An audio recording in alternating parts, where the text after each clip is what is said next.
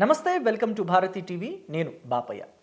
రాధాకృష్ణని కొడతాం, ప్రతి police station తిప్పుతాం అని చెప్పేసి ఈ వీడియోకి నేను ఒక టైటిల్ పెట్టాను. అంటే ఈ మాట అంటోంది నేను కాదు, ఆంధ్రప్రదేశ్ మాజీ ముఖ్యమంత్రి వైఎస్ఆర్ కాంగ్రెస్ పార్టీ అధినేత జగన్మోహన్ రెడ్డి అంటున్న మాటలు ఇవి. రాధాకృష్ణని ఖచ్చితంగా కొడతాం, ప్రతి పోలీస్ స్టేషన్ తిప్పుతాం మేము అధికారంలోకి వచ్చిన తర్వాత అని చెప్పేసి ఆయనే స్వయంగా కామెంట్స్ చేశారు. ఎందుకని అలాంటి కామెంట్స్ చేశారని చెప్పేసి ప్రత్యేకంగా చెప్పాల్సిన అవసరం లేదు. ఎందుకంటే మొన్న శనివారం రోజు సాయంత్రం నాడు వీకెండ్ కామెంట్ విత్ ఆర్కే అనే ప్రోగ్రాంలో రాధాకృష్ణ చేసిన ఏవైతే వ్యాఖ్యలు ఉన్నాయో ఆ వ్యాఖ్యలకి నిన్న మంగళవారం రోజు రోషం వచ్చింది వైఎస్ఆర్ కాంగ్రెస్ పార్టీ నాయకులకి, ఆ పార్టీ కార్యకర్తలకి. వైఎస్ఆర్ కాంగ్రెస్ పార్టీ అధినేత జగన్మోహన్ రెడ్డి ఎంత చెప్తే అంతే ఆ పార్టీ నాయకులకి.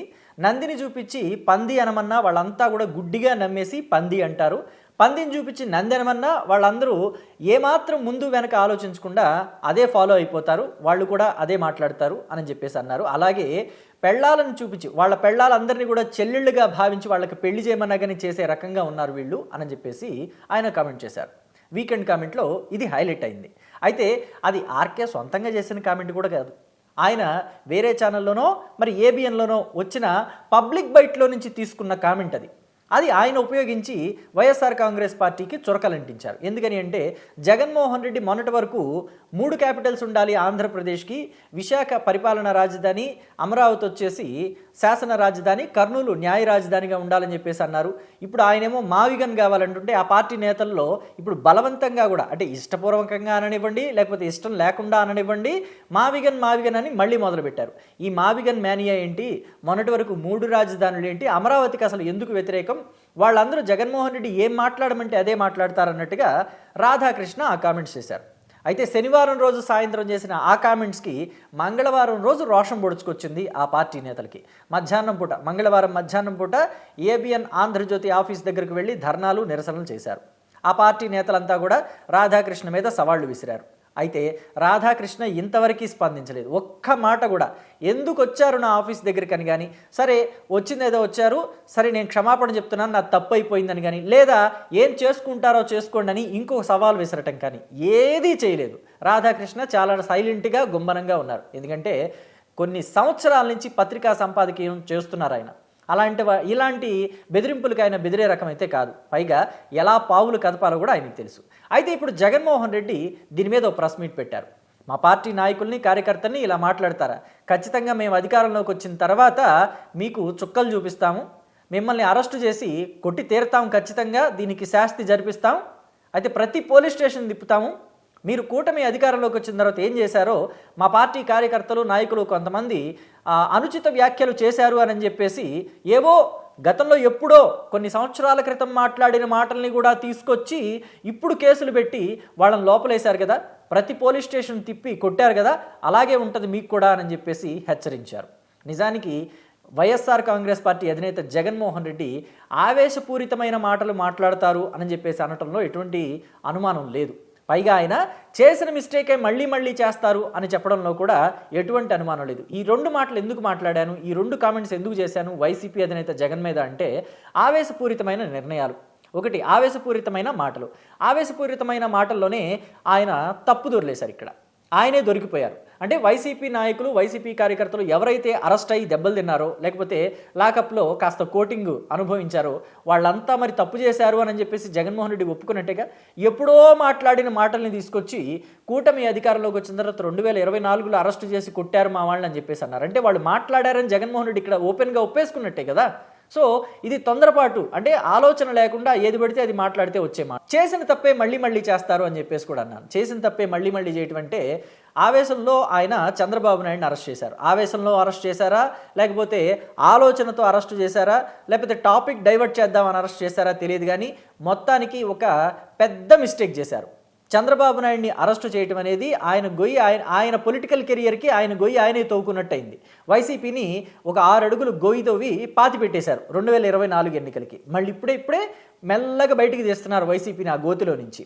ఎందుకని అంటే చంద్రబాబు నాయుడిని అరెస్ట్ చేయటం వల్ల రాష్ట్ర వ్యాప్తంగా తెలుగుదేశం పార్టీకి, కూటమికి ఎంత మద్దతు లభించిందో మనమంతా కూడా చూసాం. కేవలం ఆంధ్రప్రదేశ్లోనే కాదు, చంద్రబాబు నాయుడు అభిమానులు ఎక్కడెక్కడున్నారో వాళ్ళంతా స్వచ్ఛందంగా ముందుకొచ్చారు.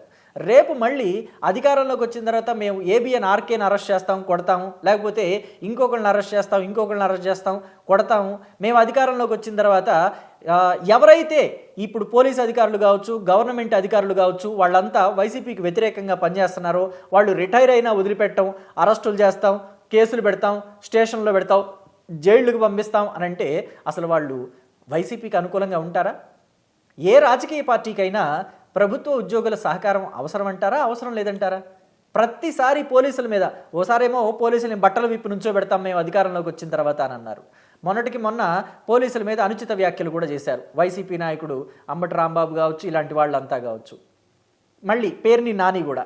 ఇలాంటి వాళ్ళంతా చాలు వైసీపీ ఓడిపోతుంది 2029లో కూడా అని చెప్పడానికి. ఇలాంటి అనాలోచితమైన మాటలో, లేకపోతే ఆవేశపూరితమైన మాటలో, లేకపోతే చేసిన తప్పే మళ్ళీ మళ్ళీ చేసేటువంటి వైఖరో వైసీపీని తీవ్రంగా దెబ్బతీస్తుందని చెప్పడానికి ఇటువంటి ఉదాహరణలు చాలా చక్కగా సరిపోతాయి. జగన్మోహన్ రెడ్డి మళ్ళీ నేను అరెస్టులు చేస్తాను, మళ్ళీ అధికారంలోకి వస్తే కక్ష సాధింపులు ఉంటాయి, పోలీస్ స్టేషన్లో పెడతాను, ప్రతి పోలీస్ స్టేషన్ తిప్పుతాను అంటే గతంలో అచ్చెన్నాయుడిని ఇలాగే తిప్పారు. ఏమైంది? 2024లో ఏమన్నా గెలవగలిగారా? చంద్రబాబు నాయుడిని కూడా అరెస్ట్ చేశారు. ఏమన్నా హర్షం వ్యక్తం చేశారా రాష్ట్ర ప్రజలు? ఎందుకు ఈ అరెస్టులు, ఎందుకు ఈ కక్ష రాజకీయాలు? కక్షపూరితమైన రాజకీయాలు సమాజానికి హితవు కాదు, సమాజానికి మంచిది కాదు, రాజకీయాలకు అంతకన్నా మంచిది కాదని చెప్పేసి ప్రతి ఒక్కళ్ళు మాట్లాడుతున్న మాటేగా. తెలుగుదేశం పార్టీ చేస్తోంది కక్షపూరిత రాజకీయాలు చేస్తోంది అని అంటున్నారు. దానికి ఎక్కడైనా ఆధారాలు చూపించారా? ప్రతి అరెస్టుకు కూడా ఆధారాలు చూపిస్తుంది. ప్రతి అరెస్టు అంటే ఇక్కడ వంశీ అరెస్టు దగ్గర నుంచి, నందిగామ సురేష్ అరెస్టు దగ్గర నుంచి, పిన్నెల్లి బ్రదర్స్ అరెస్టు దగ్గర నుంచి, లేకపోతే ఇంకెవరిని అరెస్టు చేసినా సరే ప్రతి ఒక్కదానికి ఆధారాలు చూపిస్తుంది. ఈవెన్ మొన్నటికి మొన్న అంబటి రాంబాబుని అరెస్ట్ చేసిన ఆధారాలు ఉన్నాయి, జోగి రమేష్ని అరెస్ట్ చేసిన ఆధారాలతోటే అరెస్ట్ చేశారు. ఎక్కడ ఇది తప్పు అని చూపించుకోవడానికి వైసీపీ దగ్గర డేటా లేదు. సో అంతలాగా బిగించి అంటే లాక్ చేసేస్తోంది కూటమి సర్కారు. తప్పు లేకుండా అరెస్టు చేయటం లేదు, తప్పు నిరూపించడానికి ఆధారాలు లేకుండా, పర్టిక్యులర్ ఎవిడెన్సెస్ లేకుండా అరెస్ట్ అనే మాట ఎత్తటం లేదు. అంటే ఇది తప్పుడు సంకేతాలు ఇస్తుంది, కక్షపూరిత రాజకీయాలు అనే మాటలోకి వెళ్తుంది అని చెప్పేసి చంద్రబాబు, లోకేష్, పవన్ కళ్యాణ్ చాలా జాగ్రత్తగా ఉంటున్నారు. ఒక వ్యక్తిని అరెస్టు చేస్తున్నామనంటే కంప్లీట్ ఎవిడెన్సెస్ ఉంటేనే, డేటా ఉంటేనే అరెస్ట్ చేస్తున్నారు, లేదా ఆ అరెస్ట్ వరకు వెళ్ళట్లేదు. కానీ జగన్మోహన్ రెడ్డి అందుకు భిన్నంగా ఉంటున్నారు. ఎవరిని పడితే వాళ్ళని అరెస్ట్ చేస్తాను, వైసీపీ నాయకుల మీద చేయి వేసిన వాళ్ళని అరెస్ట్ చేస్తాను, వైసీపీ నాయకుల మీద కేసులు పెట్టిన వాళ్ళని కూడా అరెస్ట్ చేస్తాను, వాళ్ళని కోర్టులకు ఈడుస్తాను, వాళ్ళ మీద కక్ష సాధింపు చర్యలు ఉంటాయి, జగన్ 2.0 ఉంటుంది. ఇవన్నీ వైసీపీకి ఏమన్నా పనికొస్తాయా? పైగా రప్పాలు వీటికి తోడు రక్తంతో హోలీలు ఆడతామని చెప్పేసి కార్యకర్తలు. ఇవన్నీ ప్రజలు ఏమన్నా హర్షిస్తారని జగన్మోహన్ రెడ్డి భావిస్తున్నారా? ఎన్నాళ్ళు ఈ బెదిరింపులు? ఎన్నాళ్ళు బెదిరించి రాజకీయాల్లో మనగలుగుతారు? ఈ బెదిరింపులు రాజకీయాలకు ఏమన్నా శ్రేయస్కరమా? వైసీపీ పొలిటికల్ కెరియర్కి ఇవి ఏమన్నా మైలేజ్ ఇస్తాయి అనుకుంటున్నారా? జగన్మోహన్ రెడ్డి మాట్లాడేటప్పుడు వేలలు కేకలేయటానికి తప్ప ఈ వ్యాఖ్యలు వైసీపీ మనుగడకి అస్సలు శ్రేయస్కరం కాదు, అస్సలు పనికిరావని చెప్పి కూడా పొలిటికల్ అనలిస్టులు అంతా మాట్లాడుతున్నారు. మరి జగన్మోహన్ రెడ్డి ఈ తప్పుని మళ్ళీ రిపీట్ చేస్తూనే ఉన్నారు తప్ప ఎక్కడా కంట్రోల్ చేసుకోవటం లేదు. మరి Telugu Desam party, Janasena party, Bharatiya Janata party వీళ్ళెవ్వరూ కూడా ఈ వ్యాఖ్యల పట్ల రెస్పాండ్ అవ్వలేదు అని చెప్పి అనటంలో కూడా తప్పులేదు. అంటే ఆడవాళ్ళని కించపరిచారు అని చెప్పేసి జగన్మోహన్ రెడ్డి అంటున్నాడు. జగన్మోహన్ రెడ్డి వాళ్ళెవరూ స్పందించలేదని కూడా అంటున్నాడు. అయితే జగన్మోహన్ రెడ్డి ఏమన్నా స్పందించారా? వైసీపీ నేతలు చంద్రబాబు నాయుడు సతీమణిని అవహేళన చేశారు, హ్యూమిలేట్ చేశారు, అవమానించారు. వాటి మీద ఎప్పుడైనా స్పందించాడా జగన్మోహన్ రెడ్డి? ఎప్పుడూ స్పందించలేదు. అలాగే పవన్ కళ్యాణ్ భార్యలను అయితే జగన్మోహన్ రెడ్డి అన్నారు. ఏకంగా కార్లు మార్చినట్టు 4 ఏళ్లకు ఒకసారి పెళ్ళాలను మారుస్తాడు జగన్మోహన్ రెడ్డి అన్నారు. పెళ్ళాలని, ఆయన భార్యల్ని కారులతో పోల్చడం ఏంటి నీచంగా? మరి వాటి మీద ఎప్పుడైనా నేను ఆవేశంలో మాట్లాడాను, క్షమించండి పవన్ కళ్యాణ్ అని చెప్పేసి ఒక మాట ఎప్పుడైనా జగన్మోహన్ రెడ్డి అనగలిగాడా? అనలేదు. మరి అలాంటప్పుడు జగన్మోహన్ రెడ్డికి సానుభూతి వస్తుంది అని చెప్పేసి ఏమైనా అనుకోవడానికి ఉంటుందా? ఇప్పుడు చంద్రబాబు స్పందించలేదు, పవన్ కళ్యాణ్ స్పందించలేదు, లోకేష్ స్పందించలేదు అని అంటే ఏమైనా సానుభూతి వస్తుందా ప్రజల నుంచి? ఎక్కడా వచ్చే అవకాశం కూడా లేదు. పైగా పవన్ కళ్యాణ్ని ఎక్కడైతే కెలకకూడదో అక్కడే కెలుకుతున్నాడు ప్రతిసారి జగన్మోహన్ రెడ్డి. ఇప్పుడు కూడా మళ్ళీ దత్తపుత్రుడు అనే మాటను వాడుతున్నాడు. ఎప్పుడైతే దత్తపుత్రుడు అనే మాటని వాడుతూ పవన్ కళ్యాణ్ని హ్యూమిలేట్ చేయడం మొదలుపెట్టారో అప్పుడే జగన్మోహన్ రెడ్డికి నాశనం మొదలైంది. 2024 ఎన్నికలకి ముందు మళ్ళీ అదే మాటని రిపీట్ చేస్తున్నారు. మళ్ళీ వైసీపీకి డ్యామేజ్ జగన్మోహన్ రెడ్డే చేస్తున్నారు.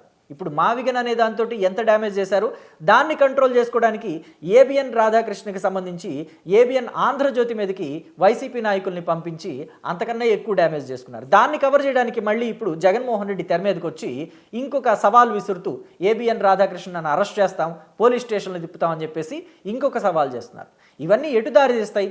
వైసీపీ వినాశనానికి తప్ప అని చెప్పేసి పొలిటికల్ అనలిస్టులంతా మాట్లాడుతున్నారు. మరి వీటి మీద మీ అభిప్రాయాన్ని కమెంట్ బాక్స్లో తెలియచేయండి. Thank you.